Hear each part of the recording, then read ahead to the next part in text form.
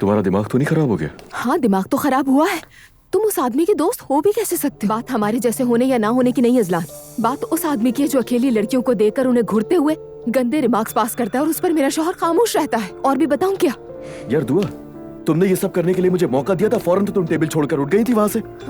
शुक्र है कि मैं वहाँ से उठकर चली गई थी। पता है तुम्हें, अगर ना जाती तो वो आदमी चुप होने का नाम ही ना लेता। बहुत शुक्रिया।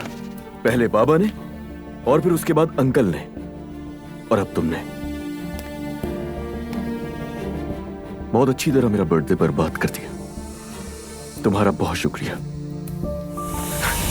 जिंदगी बर्बाद कर दी। दफा हो जाओ यहाँ से। छोड़ूंगा नहीं। बचाओगी? मैंने कहा छोड़ो उसे। छोड़ो, छोड़ो। क्या कर रहे हो तुम? क्या कर रहे हो? कौन हो तुम आखिर? चाहते क्या हो तुम? हाँ, क्या चाहते हो इससे? हाँ, क्या चाहिए? तुम्हें तो देखता हूँ।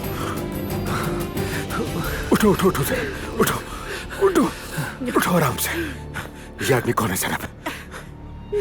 ये जो अपनी बीवी पर तशद्दुद करता था। तो ये वही कमीना है। कहाँ थे तुम? अंदर चलो। बाबा क्या हो गया? बीवी के होते हुए अय्याशी करनी है तुम्हें? बिस्मिल्लाह। लगता है अजलान आ गया। तुम्हारी बीवी हामला है, अंदर बैठी रो रही है और तुम अय्याशियां करते फिर रहो। किसके साथ थे तुम? मुस्तफा उठो उठो उठो। बाबा की चिल्लाने की आवाज है। बाबा की आवाज है। चलो चल के देखते। मैं ये सीन मिस नहीं कर सकती। अरे बाबा, मैं तो बस। बाबा, क्या